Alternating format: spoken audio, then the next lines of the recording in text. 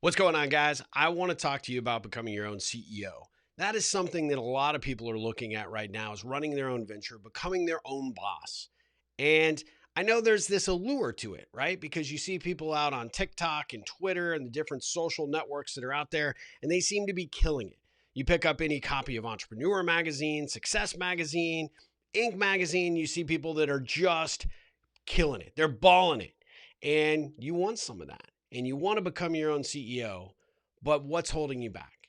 Now, a lot of times when people approach me and they say, "Hey, Steve, I want to be my own boss. I want to run my own company. I want to be the CEO." I have to ask them, what's the motivation there, right? For me, I can tell you what my motivation was. One, I'm not employable.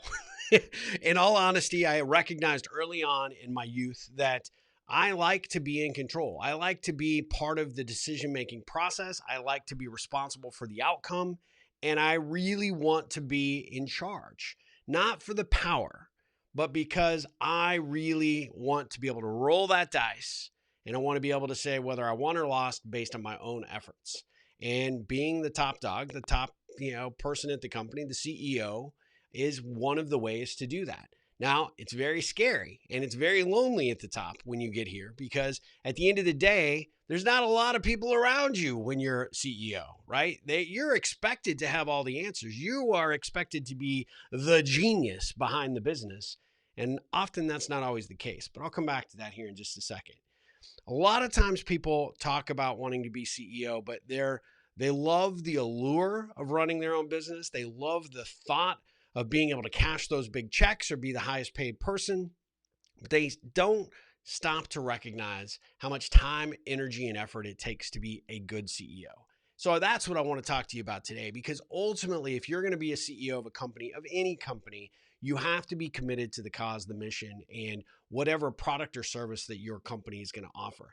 You have to be the number one cheerleader. You have to be the number one person out there working the hardest. You're generally the first person in. You're generally the last person out. You're constantly thinking about the business. It becomes like a marriage in a lot of ways because that constant companion of your business is always there. And a lot of times people get and fall in love with entrepreneurship because they think it gives them unlimited freedom. And it does to a certain degree. But early on, as you're growing your venture, your business, whatever that might be, you could be an influencer on TikTok or Instagram and you're trying to grow your brand awareness. You could become the next YouTube superstar, which I am clearly not. But there is a business model behind it. And you have to put a tremendous amount of time and effort to grow that business model to make it successful. And a lot of times the allure of entrepreneurship is running your own thing, but they never talk about having to work those late nights, working weekends. That's what I'm doing. I'm doing it here because I have to do what is necessary to grow my company. I'm an entrepreneur. I've got 3 companies that I work on continually every single day. And I love what I do, but it's a lot of hard work. So you have to understand what you're signing up for.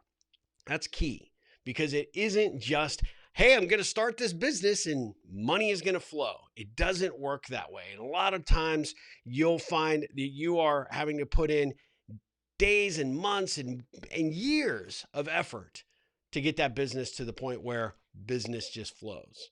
But you have to be willing to put that time in to grow a business of any value. And if you're going to be CEO, you've got to be willing to put in more work, more effort than anybody else that you bring on behind you, because that's the key. One of my misnomers when I first became an entrepreneur was I would open up my door, I would hang my shingle, tell the world I'm here, and I would wait for them to beat the path to my door to give me money. It does not work that way. I had to get out there. I had to hustle. I had to make connections. I had to build relationships. And even then, those things don't immediately pay off. You're placing a lot of individual bets. You're planting a lot of seeds, and you're hoping some of those come to fruition and come back to you. So I want you to understand that, especially in today's world, where you see people out there that are advertising on YouTube or on these various social sites that, oh my God, I've made it. Here's how you do your $1 million company. It's not quite that simple. Now, they are pretty good at putting together a program. They're pretty good at figuring out how to take your money so that you pay for their mindset and their approach to building their business. but nothing that they will show you, nothing that you will go through, nothing you will experience will replace the hard work and the efforts you're going to need to put behind your idea. Whatever that product or service or startup mindset needs to be, you need to be willing to hustle. So the three things that I would give you is really good feedback if you want to be a CEO. You have to be willing to understand that you are signing up to be the hardest worker at the company, bar none. That's number one. Number two, you have to be passionate about what you're doing. So don't just go into any business model, any business idea and think, oh my God, this is great, because you are married to that. And so you have to show up every single day excited, enthusiastic, because everybody around you is looking for you to be that. So if the idea, the concept, the product, the service doesn't get you excited and, get you ready to jump out of bed every morning to get to the office to get going, then you probably need to keep looking for the next great business idea. And really, number three, and this is a big one, you have to recognize and understand that you have to be patient. To be patient requires that you know that the business is not going to just take off like a rocket. If it does, my God bless you. I think that's fantastic. I want a little bit of whatever you're smoking, right? But at the end of the day, most businesses don't just take off like that. It takes a lot of effort to get them going. But once that engine starts to fire, once it starts to move on down the road, that's when the exciting things start to happen. So you want to be a CEO, you want to be in charge, you want to grow your own business. That's my advice to you. Hope it helps. I would love to hear your comments. I would love to hear your thoughts. If you have any specific questions, feel free to reach out to me. Drop a comment in the link below and I will get back with you. Till next time, my friends. Ripple on.